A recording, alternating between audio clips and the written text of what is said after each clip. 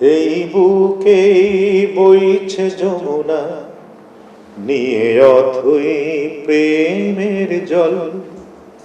তার তীরে গড়ব আমি আমার প্রেমের তাজমহল, আমার প্রেমের তাজমহল, আমার প্রেমের তাজমহল। 12ই ফেব্রুয়ারি আনসার বিটিভির জন্মদিন, তো ওই উপলক্ষে আমি শফিপুর গেছি অনুষ্ঠান উপলক্ষে। মাগরিবের আজান হচ্ছে, এমন সময় আমি হাঁটাহাঁটি করছি, একটা ফোন গেল আমাকে। আমি ফোন ধরলাম, সালাম দিলাম, যে বললো যে আমি আহমেদ ইমতিয়াজ বুলবুল বলছি, সঙ্গীত পরিচালক। তুমি কি মনির বলছো? তা আমি বলছি জি আমি বলছি। সালাম দিয়ে বললাম, কালকে একটা গান গাইতে পারবে সিনেমায়? আমি তো হ্যাঁ না বলবো, এমন বলছে যে হ্যাঁ পারবো। বলতে পারবে তো? আমি বলছি হ্যাঁ পারবো। তুমি কোথায়? তার মধ্যে আমি শফিপুর আসছি। তুমি আসবে কখন? আমি রাতেই ফিরে আসবো। আসলাম, এসে বললো কালকে 4টের সময় চলে এসো। আমি 4টের আগেই চলে গেছি শ্রুতি রেকর্ডিং স্টুডিওতে। এটা মনেই বসে আছে, চোল ঝাগড়া আগের থেকে চিনতাম, বাট এত কাছাকাছি কখনো যাওয়ার সাহস বা সুযোগ হয় নাই। মিউজিকটা শেষ হওয়ার পরে এমন পাশে বসে আছে উনি, ওখানে বেশ দূরে একটা চেয়ারে বসে আছি, এর মধ্যে কনক চাপা আবার ঢুকছে। তখন আমি ভাবলাম যে হয়তো কনক আপাও গান গাবেন। আমি সালাম করলাম, তো বললো আসো গানটা উঠায় নাও।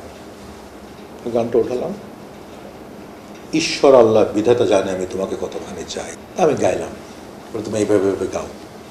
তো পরিচালক আমাকে একটু বুঝাই দিলেন যে এইভাবে মান্না গাবে আর মৌসুমী কনক আপা গাবে মৌসুমীটা।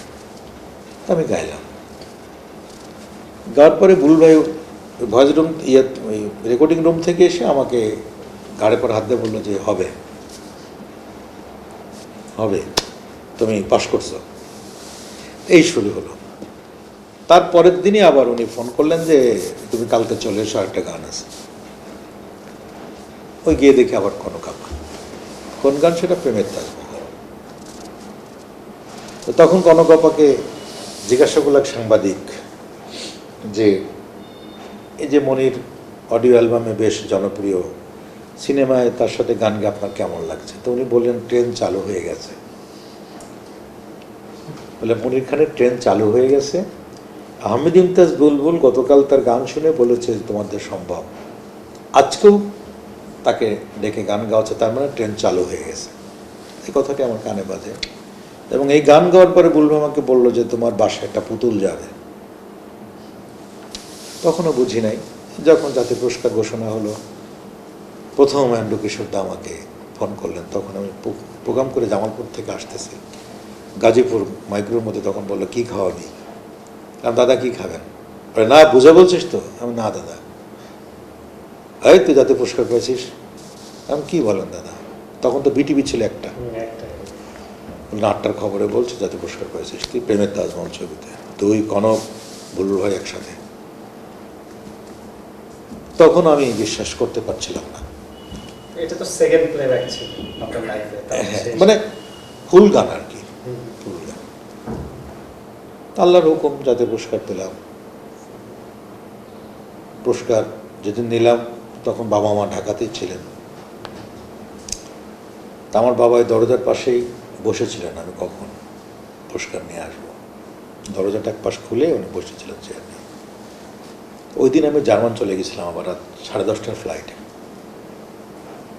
তো ওসমানী মিলনায়তন থেকে পুরস্কারটা নিয়ে যখন বাসায় ঢুকলাম দেখি বাবা তাকাইয়ে আছে। আমি দিলাম, হাতে নিয়ে আমার অজর ধারায় কাঁদলো। এতে বললো বাবা এই প্রশ্ন তো তোমার আমার একার নয়, সারা বাংলাদেশের মানুষের। তো ওই দিন আমি দেখেছি আনন্দ অশ্রু কাকে বলে। মানে হাসি হাসি মুখ ছিল, কিন্তু চোখ দিয়ে অজর ধারায় বৃষ্টি ঝরছে। কিন্তু জীবনের অনেক কথা, অনেক